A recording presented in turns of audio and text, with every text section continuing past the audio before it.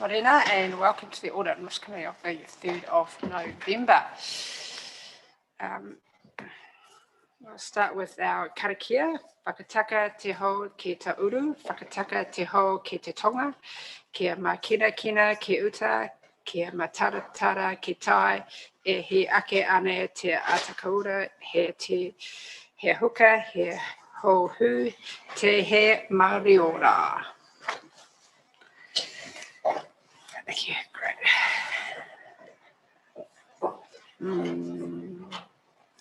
Apologies, we have a few apologies. We have Councillor Eap, Shane, Councillor Murray, and Deborah. So I've got yes. Is that all? We don't have any other apologies. That's it, isn't it? Could I have a mover for those apologies, please? Thank you, Sam, and a seconder. Thank you. And all those in favour? Aye. Aye.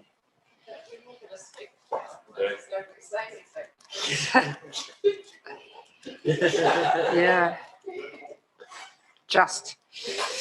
Conflicts of interest. Do we have any conflicts of interest to declare? No? Mover, please. Thank you. And a seconder, Sam. Thank you.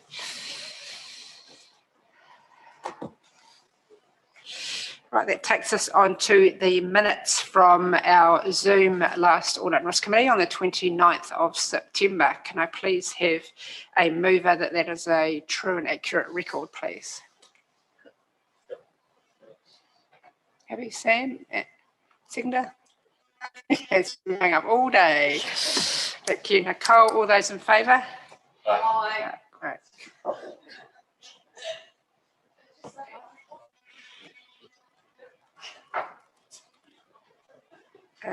Matters under investigation. We have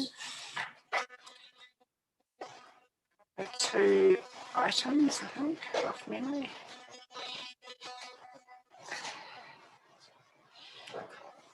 Let's get to that. Oh, I should read here, shouldn't I, rather than...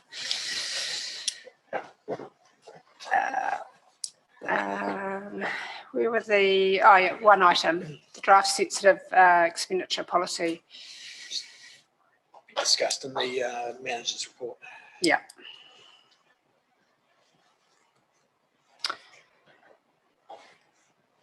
That brings me to my chair's verbal report. So firstly, just to thank management for arranging our site visit this morning to Pines wastewater treatment plant. That was my actual first experience of going to a wastewater treatment plant, so I found it very, very interesting. It was great that we could go up into the control box and then obviously walk through the kind of end-to-end process.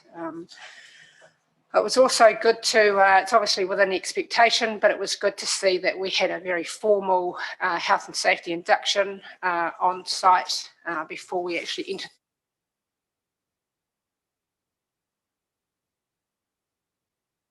Congratulate management for sticking to good process. On the subject of safety, I'd also like to take this moment to minute and thank Dan, our health and safety manager that's recently left Selwyn. You know, it was very, very sad.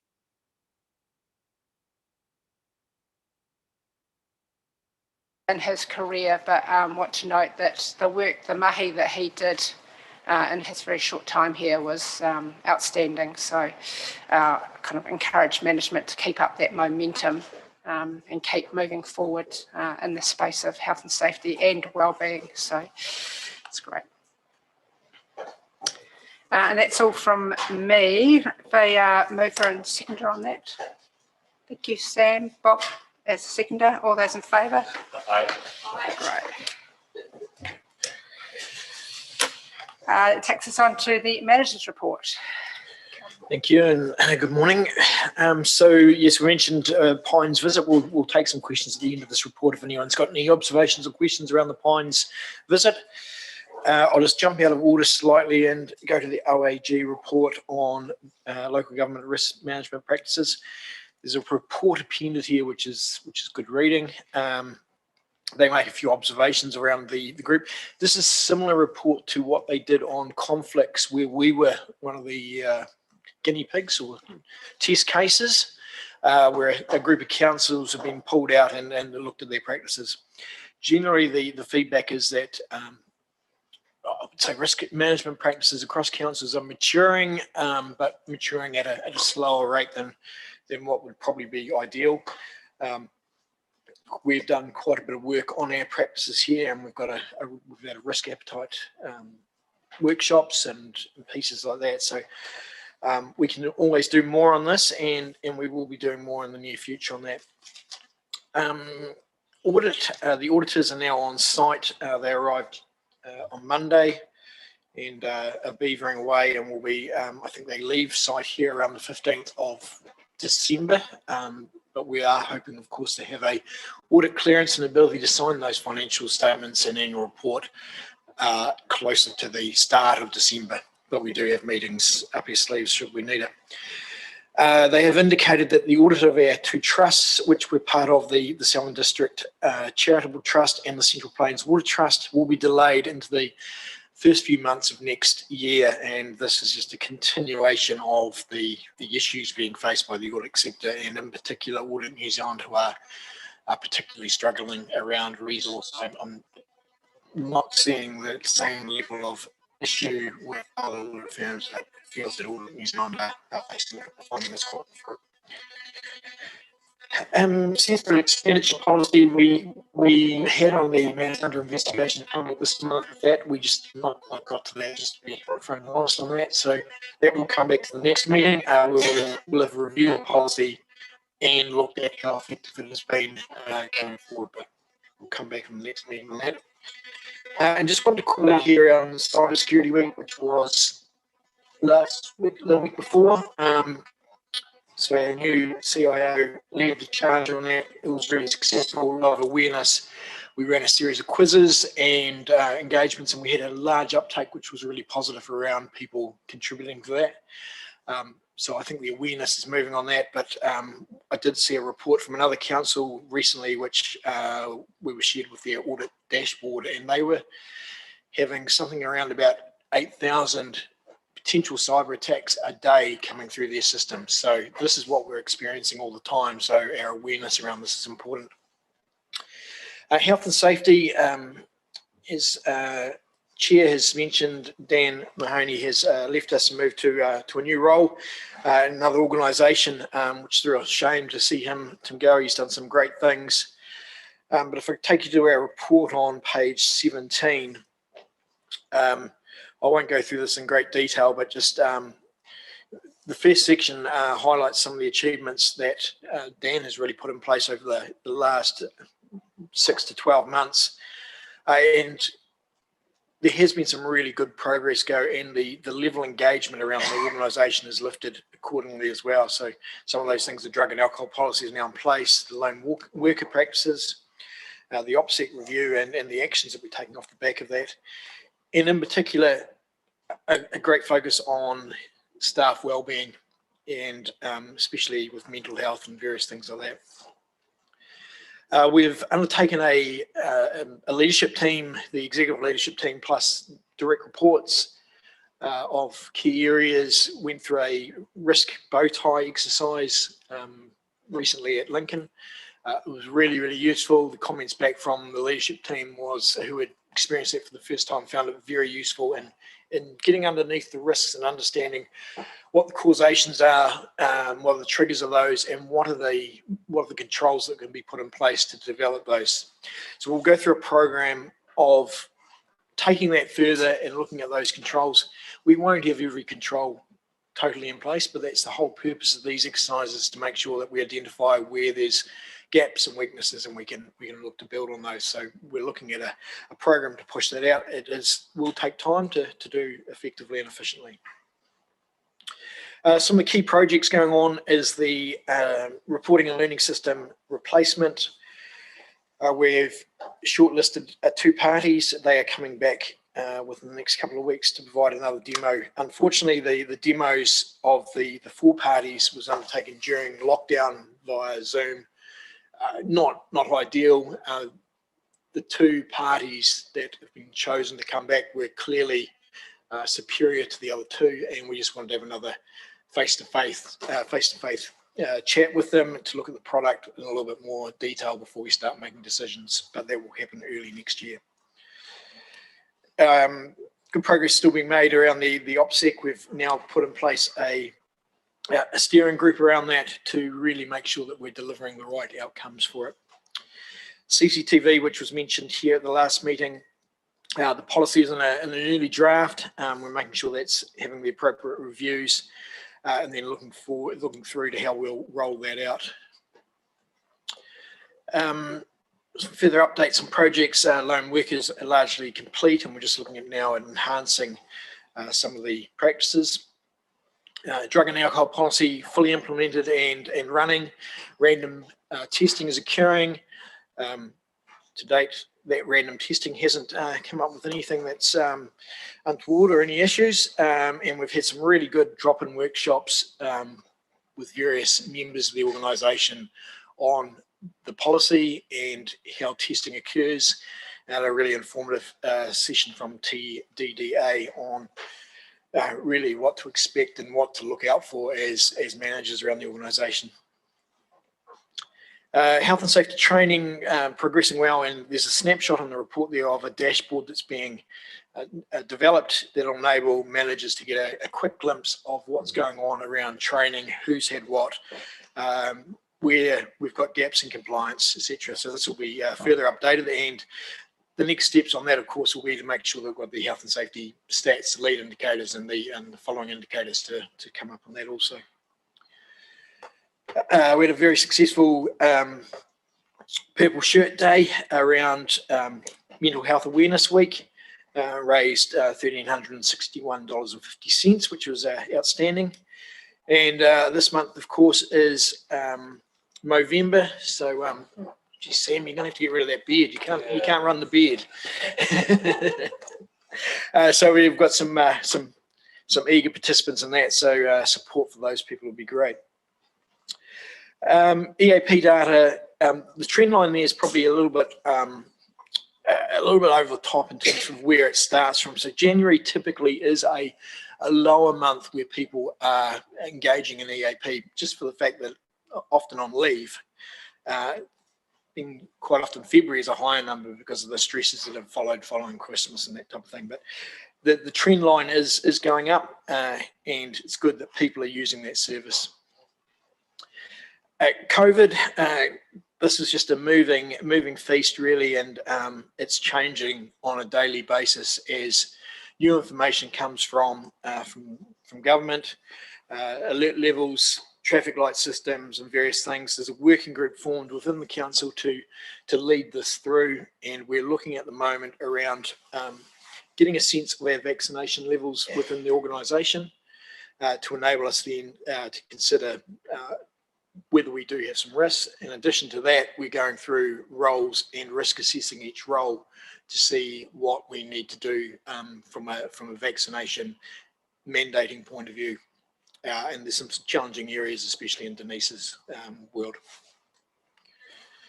I won't run through in detail the scorecard there, given we've covered most of that off, but just moving to events. The event around the town centre development, what occurred here was the fencing wasn't quite adequate around the site, and a child managed to, walking with their family, to get on the other side of the fence. Unfortunately, Isaac's the contractor was very quick to sort that out and get that rectified, and given us the right reassurances and process in place that won't occur again. So that's that report. I'm happy to take questions. Calvin, Nicole. I just want to talk more about this incident that happened at the Rolleston Reserve, and I don't know whether Douglas wants to say anything about it, because we post this actually had a visit to site with some board councillors and Isaacs, and council staff was led by Douglas and his team, organising that, to go through that and looking at the site and because there is an issue with all of our builds that we're doing, is actually trying to keep everyone safe, but actually still be able to accommodate people to be able to use other facilities or things that are still in this case, there's a playground there.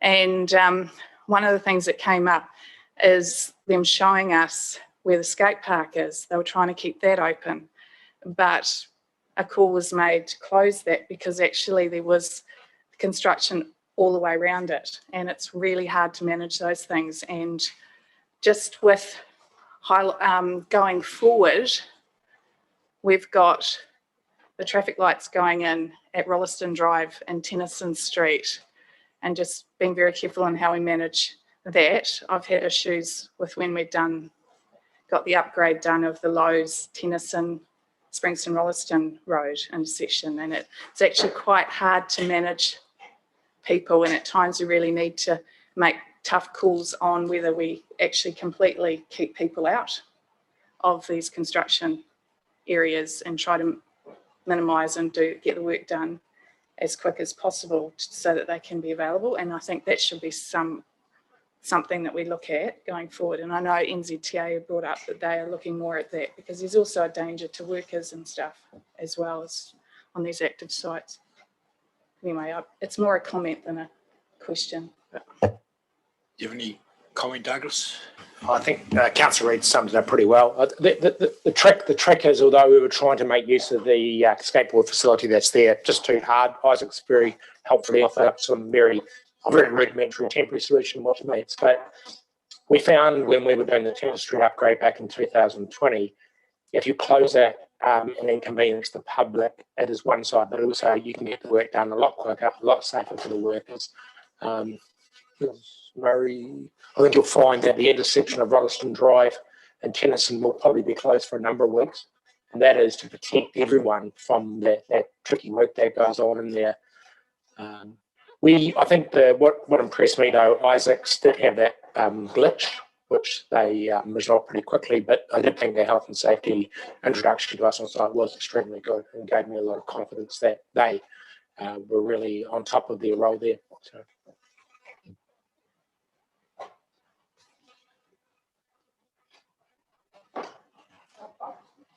Yeah, just trying to understand this loan working, just who's involved with it, and does it include elected members? Is it the whole organisation, and just how it actually works? Right, Douglas, we have all the detail on that. Do you want to follow that? And at the moment, it's covering all council staff. So there's effectively two groups of council staff, or three groups probably. One is those staff who always work alone, and so therefore they have a device allocated to them. So a good example to think about are the council's reserve rangers who get out to the high country. These devices mean that cellular coverage is not quite so critical. It also means that if they activate the alarm, it's monitored by a third party. So that third party then has a trickle-down effect to call out support for that individual. So that's useful. So it's allocated those. Secondly, it can be allocated to staff who have jobs that from time to time involve a more challenging environment, and therefore that's an appropriate device. And thirdly, there's just a pool of them available for staff who might be doing one-off trips where coverage is an issue, or the type of interaction might mean that it's got a higher level of risk than would normally be acceptable for a staff member.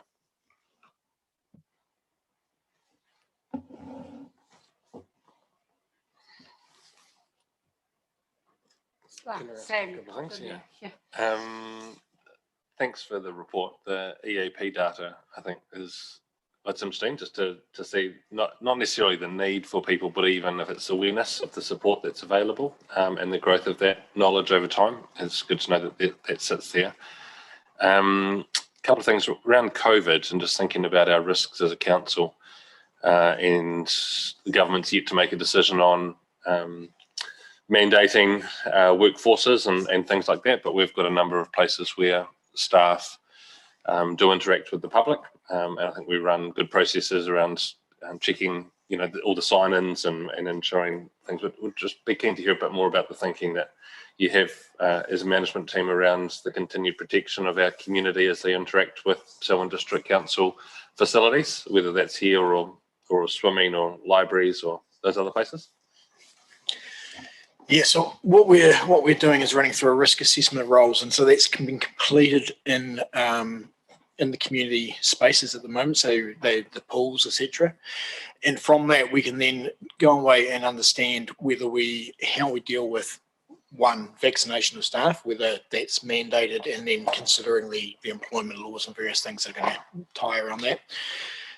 The connection with the education sector will be an interesting one that we need to get through. But having said that, the education sector itself is confused around what the mandating means in itself. So there's work to go on around that.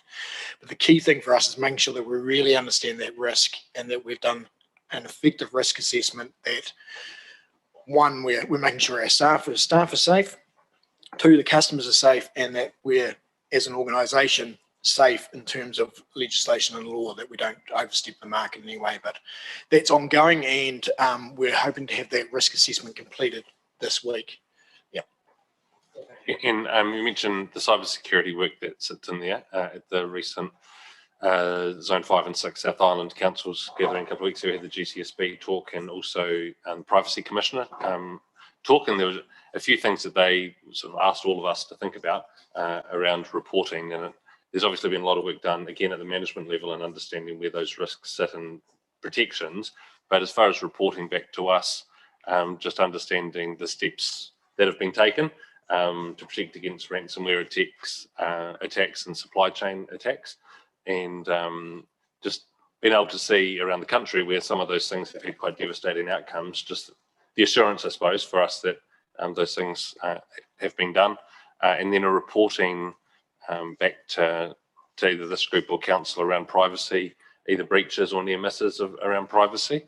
And on the Privacy Commissioner's website, there's a really simple kind of ABC of privacy, which is quite good for understanding, but it hasn't really been something that we'd had reported back here at all or to council. And I just wondered, is that data that we collect, is there a way to actually think about how we manage people's privacy? Because we obviously hold a whole lot of information. Yeah, good question, Sam. First on cybersecurity, the council's currently having an assessment done or a review done of our security practices, and I'm due that report back next week as a draft. Once I've gone through that and understood it, and we've got some recommendations off the back of that, we'll bring that back to this committee.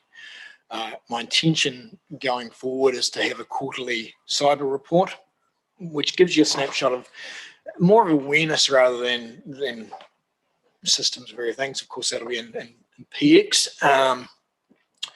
Regarding privacy, the Privacy Commissioner's website is fantastic, really good tool on there to assess whether you've breached privacy in any way, and I've personally used that a couple of times where we've had customers who have raised a concern and gone through that. In terms of information, yes, I think that's a wise thing that we should be collecting that and reporting back. It's no different, I think, to other risks within the organisation, health and safety, cyber, so on. So we'll look to build some sort of reporting out for Sam for you. Yeah.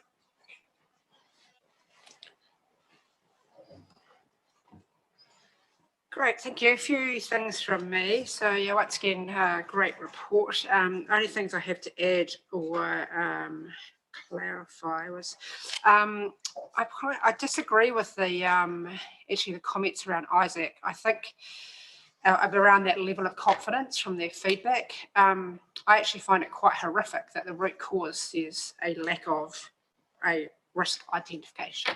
I mean, it may be the way that that's been written into the system, and obviously it's been uplifted. But identifying risks when working on site is the key fundamental BAU, standard operating procedure for a contractor. So I know they've remediated it, and they've taken reasonable steps to go forward to make sure that their team has been made aware that going forward. But I think prudence would be that we almost draft a letter to ISAC and make it formally known that it was our expectation that risks are identified, and that we were disappointed that this has actually occurred. It was, there was no injury, but it could have actually have been a serious potential harm. So that should be I think the great work that Dan has done and kind of raising the health and safety culture among our organisation also carries that same level to our contractors. So I think going forward, anytime we do have, it's getting the balance right. We do want near misses and we do want good reporting to come to us, but at the same time, we want to make sure that not identifying risks is not acceptable when it comes to health and safety. So that's my comment with regards to that. While staying on health and safety, very exciting to see that we're getting close to procuring a new health and safety system.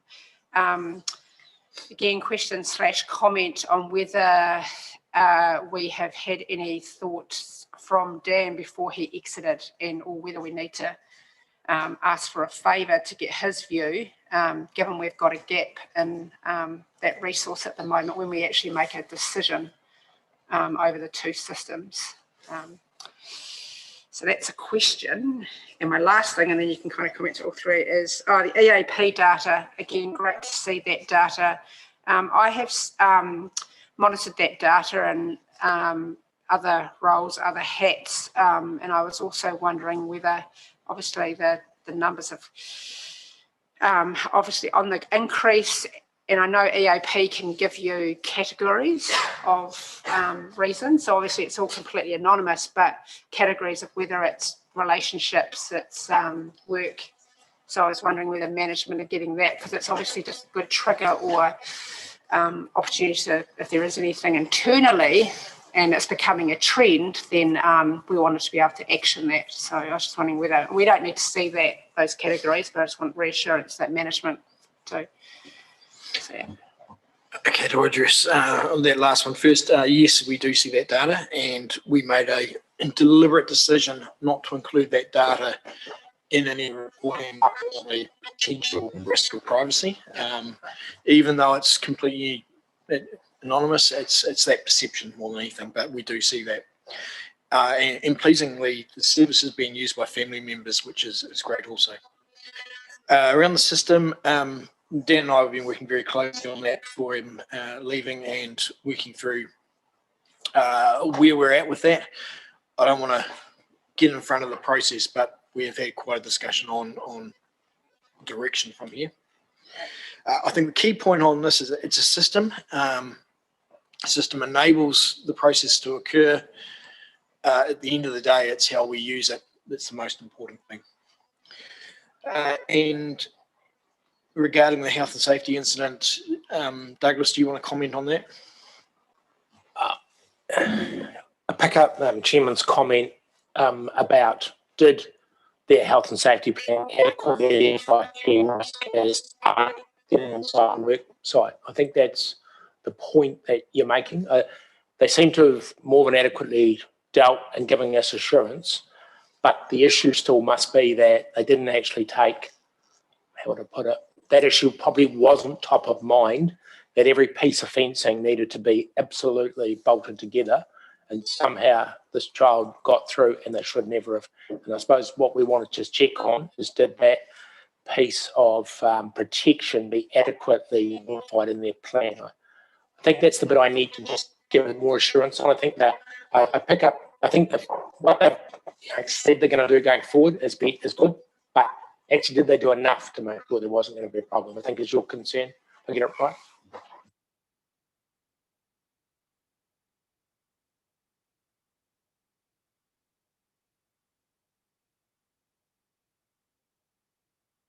So no other questions, can I please, if the Audit and Risk Committee receives the manager's report, a mover please. Thank you, Deborah. And seconder, Bob? All those in favour? Aye. Aye.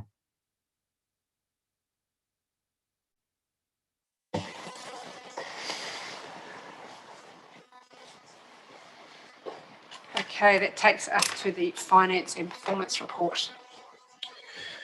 Okay, I'll speed through the highlights here. Not much has really changed. Key points, I suppose, there's the net surplus, 5.4 around above the budgeted level, which is good. Income up, and we'll discuss that shortly. Regarding the regulatory numbers, same sort of trend occurring. Not too much change in terms of direction. Numbers all remain high. Public facility stats, really pleasing given we've gone through a lockdown around this period, and still keeping those numbers high. Contract services are all exceeding their expected target levels.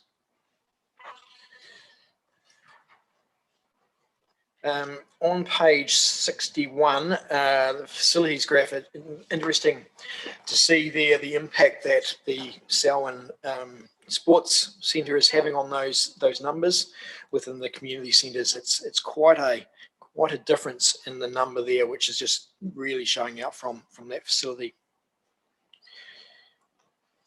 Running through the income, key drivers are development contributions. Again, district growth driving those up. While they're in there as revenue, it's really just a collection of cash to be used for capital items later on.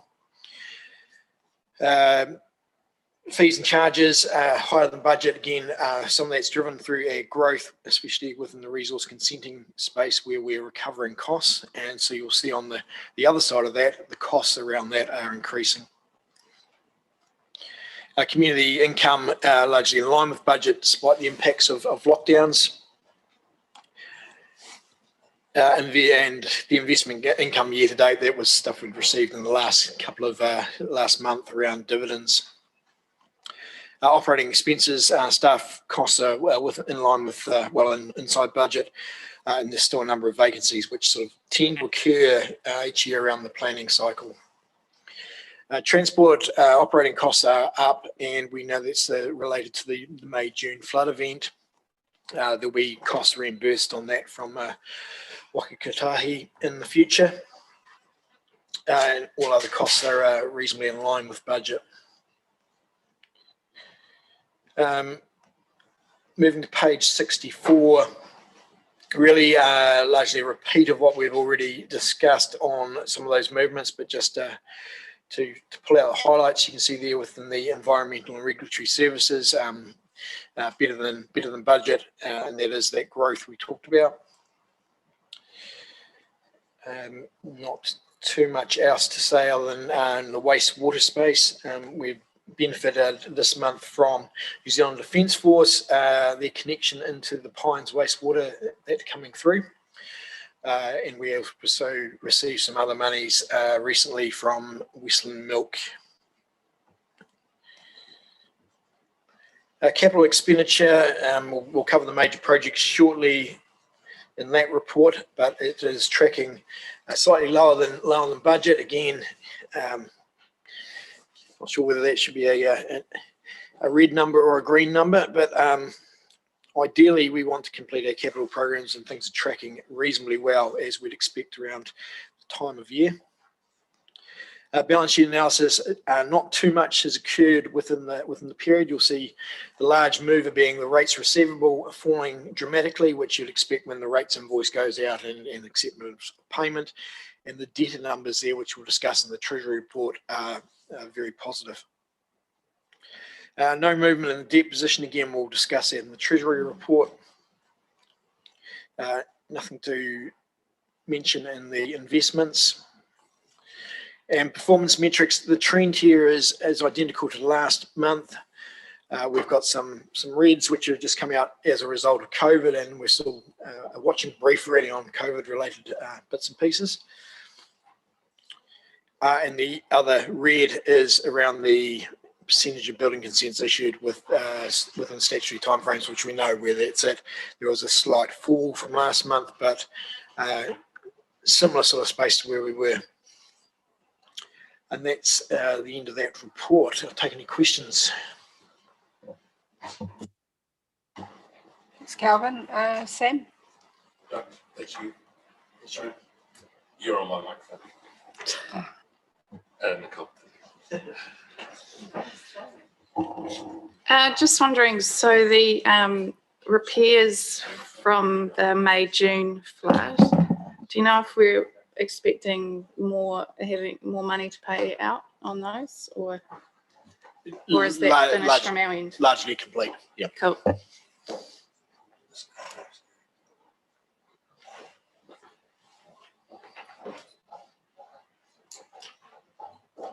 Oh, Just with interest rates going up, have we got enough money borrowed at the lower rate to see us right through, or? Yes, no, I'll cover that off in the next report, but yes, yeah, we're in good shape. My only comment is around the colour, which I think red is the correct colour, because we do want to be spending the money that we've budgeted to deliver community outcomes as identified in this financial year. So I think you're targeting the right colour there to think about how we actually lift our spends to match the budgets and community expectation. And I think if we were to be overspend, it'd be also red. So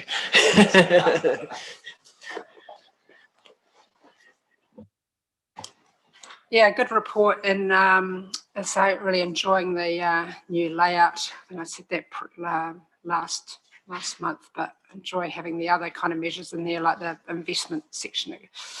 I guess we'll tell in the next couple of months, but there are obviously a few categories of income that kind of says COVID, more analysis needed. Yeah, it'll just be interesting to see what that looks like in 2 or 3 months' time, to see whether it is COVID or whether it's the under-delivery of or no appetite for those particular services. I'm sort of looking at the, and it's not significant, but looking at the kind of numbers in relation to the community type facilities. Looking at it today, it seems sensible that is obviously the key reason, but yeah, we'll just keep an eye on that for the next couple of months. But other than that, nothing else for me from the report.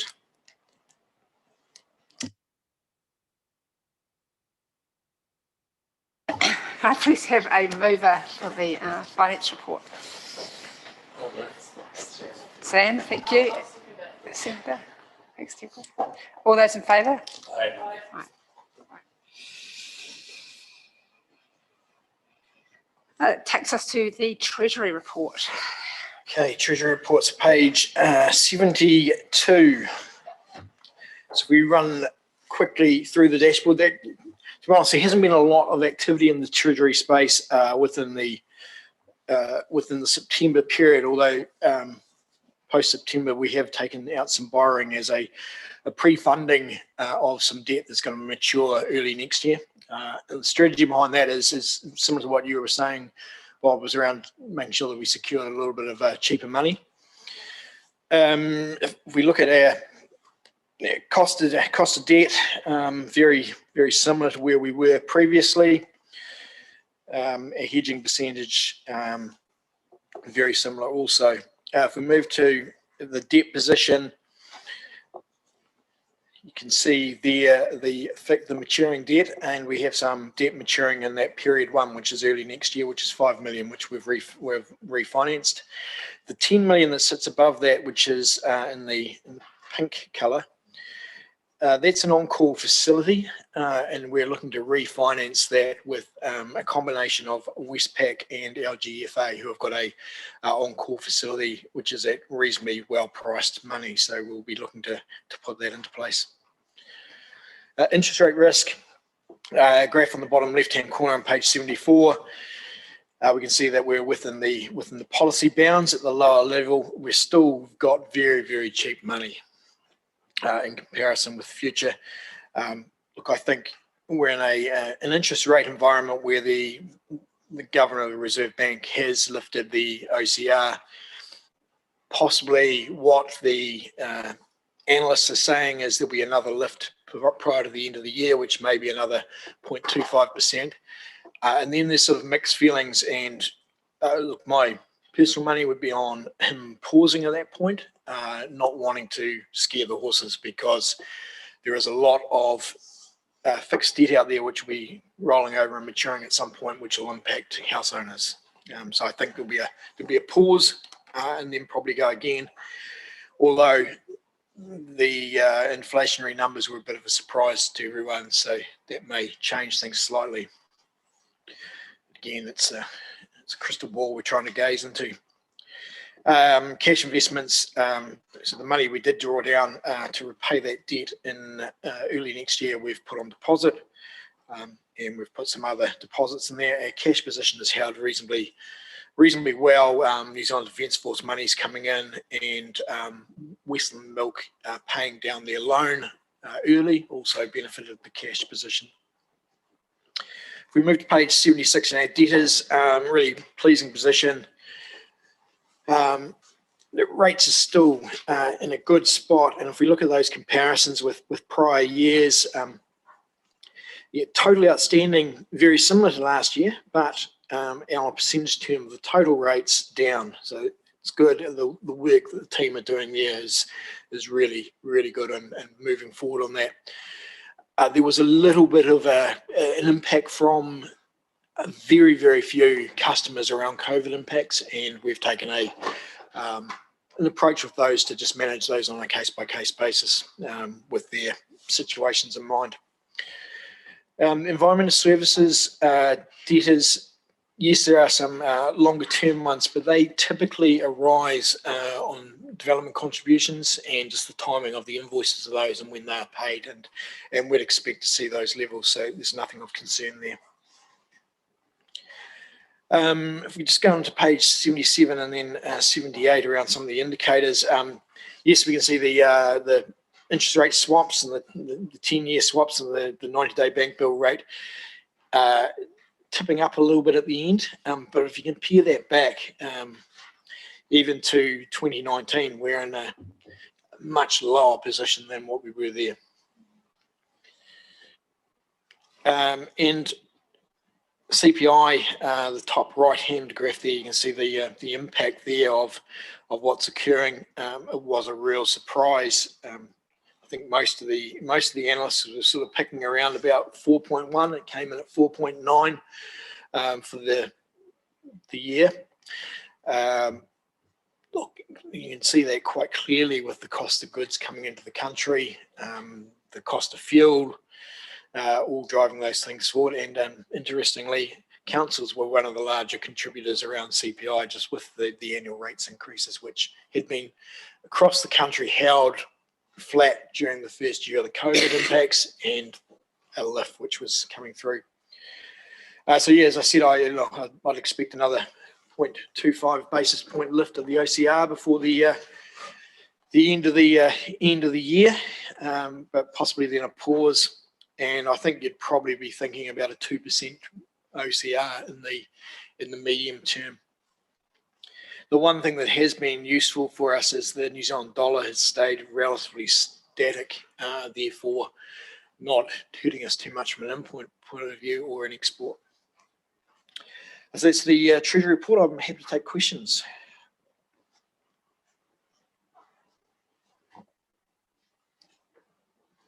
Thanks, Calvin. Sam? Yeah, just a comment, Calvin, you mentioned the council's contribution to CPI lift, Yeah. and that is in part because of the Three Waters discussion that is still going on, and there are a lot of councils that finally started some investment and realised that actually they need to be far more active in that space. So yeah, the signals out of government are changing the way councils are making those decisions, and that there's been a big lift in that water investment space, and something that we've been doing for a long time, but even our water charges in the last long-term plan lifted. It's only a small part of the overall rates bill, but each of those increases, is passed on to our people. And the key point with that is yes, there was a larger lift from councils in terms of their ratings, but most of them held the ratings back the prior year. So it's a little bit of a catch up. So it will be a bit of a blip and a bump. And it's not the only sector we're seeing that come through.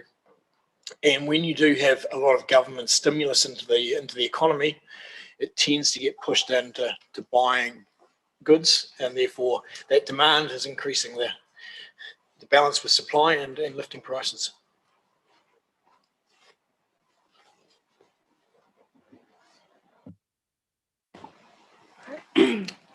Nothing too much from me. So great looking report and good work on the pre-funding of the 5 million. I guess I'd just be good to understand how I guess my question is 5 million is enough? Thinking about the long-term plan, and how did you come up with 5 million? That's my question. Oh, the 5 million was largely driven for the fact that we got debt maturing of 5 million going forward. Yes, we will need to take more debt out, but it's probably not the right time to be loading ourselves up with debt unnecessarily. We'd just be going and putting it in the bank. Look, there will be some lift in interest rates, but probably the differential on taking that debt now or tomorrow, you'd offset that anyway. You'd be not much of a lifting cost. I think it's the right move, and our advisors have sort of supported that move.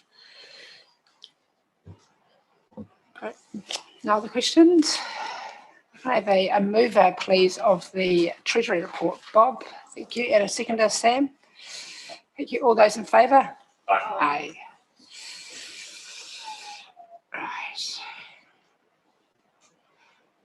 Aye. Moving on to the earthquake report. Very comprehensive, complex report, isn't it? So, Douglas, can you speak to that? Yeah, arguably overly comprehensive, one might say. But we did provide the first bit just to give an example of what would be received. I think it's important that with the significant growth in the assets and also the changing profile of where our assets are located across the district, that we do update this type of information quite regularly.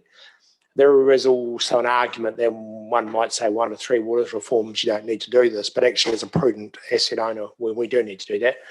And so our recommendation would be that we update this report.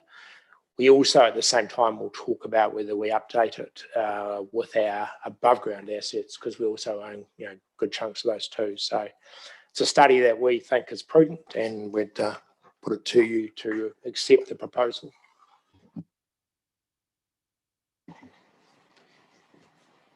Thank you. Any questions in relation to this decision? My comments in relation to this is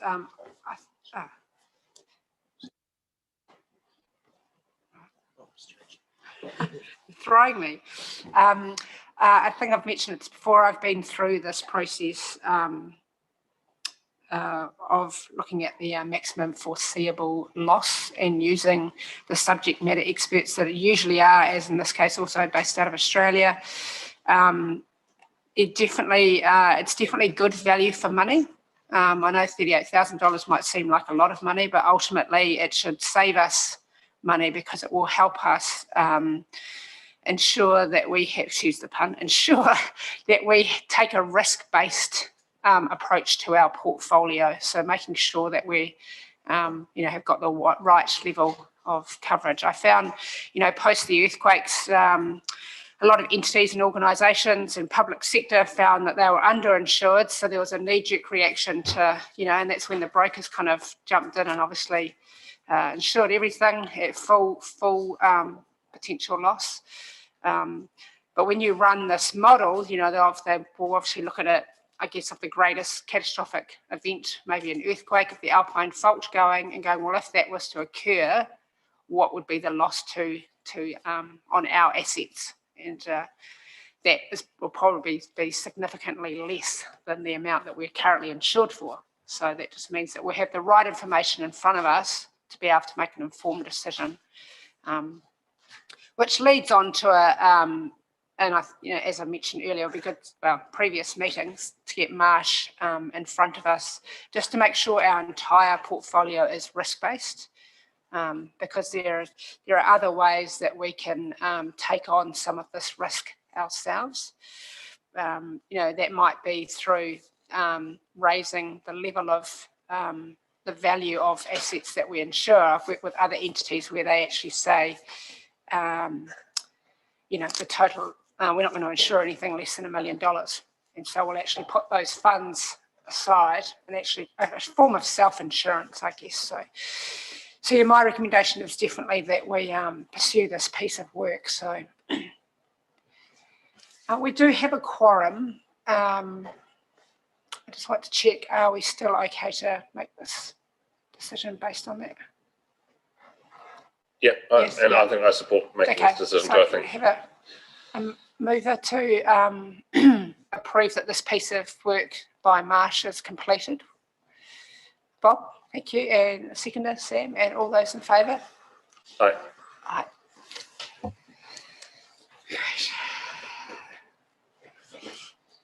Major projects. Calvin, it's back to you. Oh, sorry. Thank you.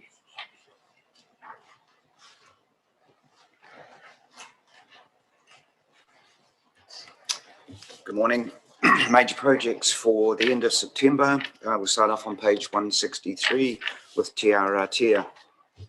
Tiara Tier has entered the last stretch of its coming live. The final fit out is being carried out at the moment with furniture being installed, and we're looking to have our code of compliance by the end of November, this month, November. So it's it's been a bit of a journey, but it's coming to an end.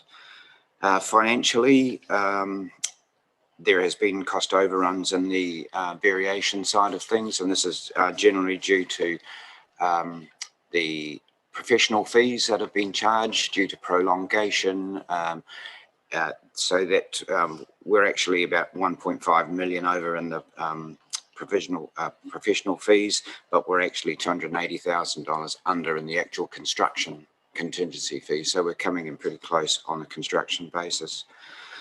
The yes, the base contract will come in under budget due to the fit out costs are not as high as what was actually budgeted for. Selwyn Aquatic continues on its way. We're now expecting it to be complete in January due to extensions of time being lodged. We continue to have additional unexpected maintenance showing up as we slowly get through the maintenance cycle. All in all, the maintenance and unexpected maintenance will be about 660,000 over budget. That's what we're anticipating. The quantity surveyors are working very hard now to actually forecast out the final bit, but the unexpected maintenance, you never know until you pull the wall linings off or dig up the floor. The next one is the Darfield trunk sewer. This is a new one that I've just put in.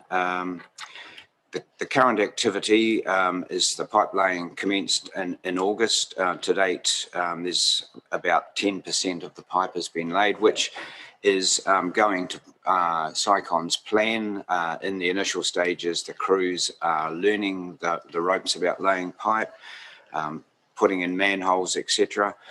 But it's going to plan at the present time. First 1,000 metres has been successfully pressure tested. They, at the time of writing this report, they were about 4 days behind, but they anticipated in picking that up. And the report I got today said they have picked up all of that time. So at this stage, we don't anticipate it'll take anywhere past the completion date of June 2022. The biggest issue that is on my mind is that we have got in the LTP about $14.5 million as the cost of this project. It was approved by council. The construction estimate from SICON came in at 16.96, which was approved by council. Reading through the document, there was no allowance for fees in there and no allowance for contingency. So being prudent, I had did an estimate along with Gareth, and talking to the project manager, we believe the total project cost will be about 20.5, round about there. So that needs to be considered.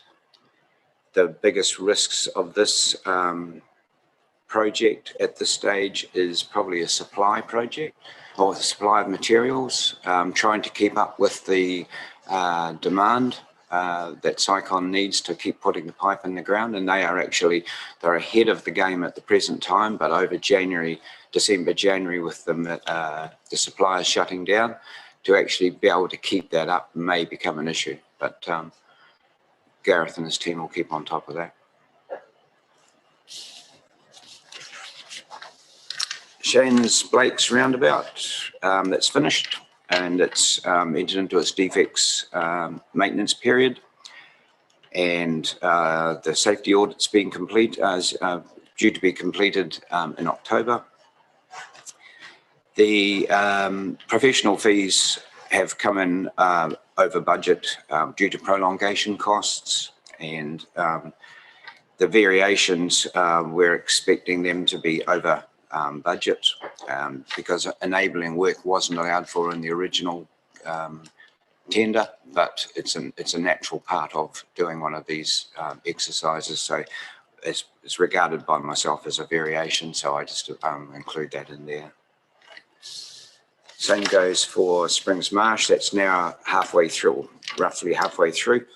That has, we've completed one side of the roundabout so we can close off the other side and complete that, but not restrict the flow of traffic. Once again, professional fees for this project have increased because of prolongation, and the enabling works not included in the original tender. And the next report will contain quite another large amount of additional projects which are now coming on stream. So it's rather a big one, but it's halfway through completion already. Any questions? Thank you. Bob? Yeah, just with the Darfield pipeline, where are we with the land acquisitions? Is that well in hand, do you know? Is it? They haven't signed. They've had the agreements, they've had the documents for some time. We have a willing seller, we have a willing buyer, but we're still not across the line. We still haven't signed. Yeah, and you don't know a reason for that? There's no reason why they wouldn't sign. It's just that they haven't signed. We do chase it. Thank you. Sam? Yep, on the same projects, just wondering, there's some extra funding that's unaccounted for at the moment that's going to be required, and given the decisions made last week, I'm guessing that's all going to be debt funded and transferred, so it's not going to be ours, but I don't think we can just, until all that's settled, have expenditure that we know is coming without knowing where the source of that funding is going to be. So is there going to be work done that looks at what the cost of connection looks like for those that are beneficiaries of the scheme, and will this change the DC values for the developers that are currently signing up or signed up? Just wondering what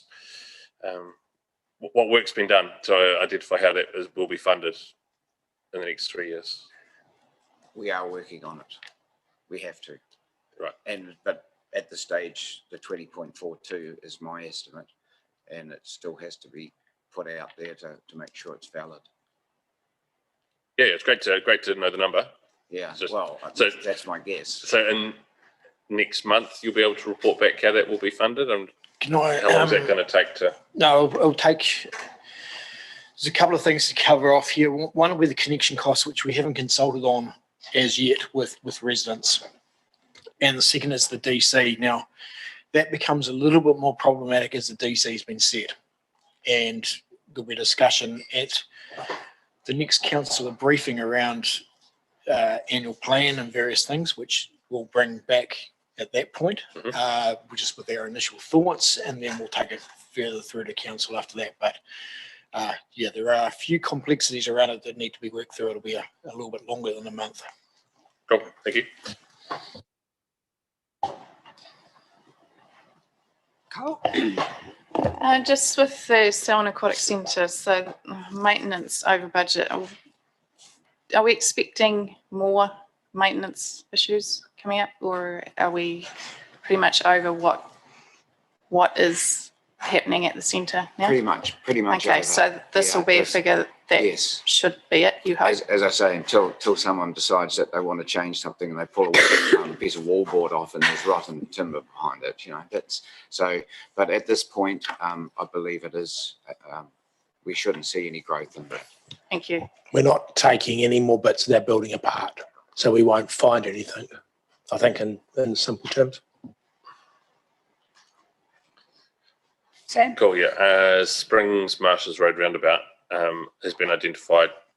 Yeah, there's some red in there for us, and you talked about time and the cost overall also exceeding the space. I guess decisions around what other projects may have to wait or not happen as a result of this one going over budget. Just what's the reporting decision making around where that sits, acknowledging we already received less money from NZTA than we wanted for what our program was anyway?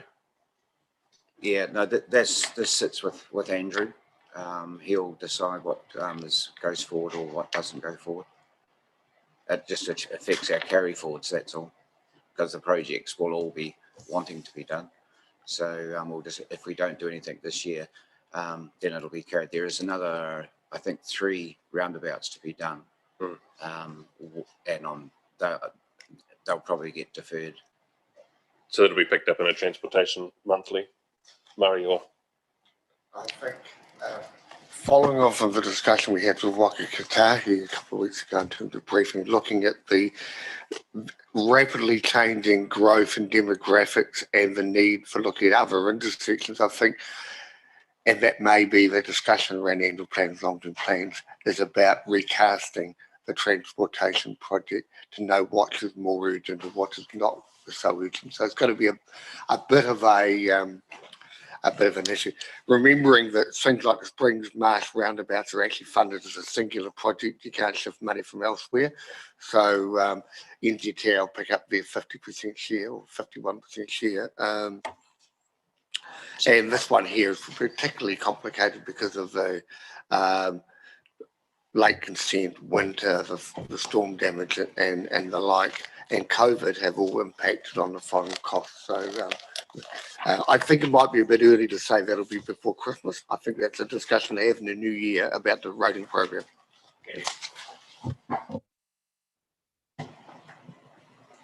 No other questions? I don't have any granular questions for any of the individual projects, but I would like a couple of actions noted, please. One of them, if we can change in the risk status for each project in the dashboard, I think it would be more useful if we could have the movement of that risk rather than monitoring, because it seems to be monitoring for every project, every risk, every month. So I think given we've got that on the other side of the overall categories of time, cost, quality, but if we can, for each individual risk, it would be good to see whether those risks are actually going up and down, which is easy change, so that'd be great. And I know we are going down this path, which is great, but I come back to PIRs, so post-investment reviews. So can we please capture that as an action and have an update and make sure we're tracking that and getting some feedback on that each month? And I think, we've caught up about it previously around our expectations around that, but my expectation, just to reiterate, was around developing a PIR framework. And it may not be that we as a committee need to see every PIR, but we would like to see the framework, and then depending on your thresholds of the ones that you do think we need to see, then we'd like to see those reports come through upon practical completion of those projects. The second action is in relation to business cases. And I think I've alluded to previously in PX, in the relation to the importance of business cases around major projects. So again, We don't need to see as a committee, we don't need to see every business case for every single project, but I'd like to see a framework that defines when you do business cases, what's in those business cases, and when we will, and it's appropriate for us to see those business cases. So if we can note that as an action, please, so that we don't lose it, because I think it gets to us and it comes to us, but I just want to make sure that we just track them so that we can see the progress on those. So I have no other comments for that report. Chair, regarding the PIR, that's a matter under investigation, so it was already included to be reported back in December, I believe, so we'll have a framework at that point. Given these projects are selling sports to one side are still underway, I wouldn't expect a PIR on those for some time. Selling sports, we could be looking to have a PIR early in the next year, given that's completed and well and truly operational. But a framework will come back within the report back time. Regarding business cases, there's been an appointment made to a program performance manager who will be looking at the framework around that. So that'll come early in the next year.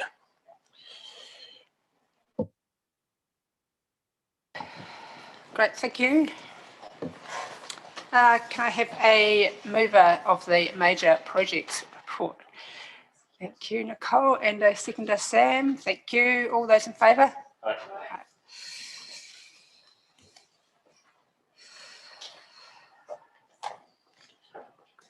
Okay, that's it. So can I please have a mover to move into PX, please? Nicole, and a seconder, Bob. Thank you. All those in favour?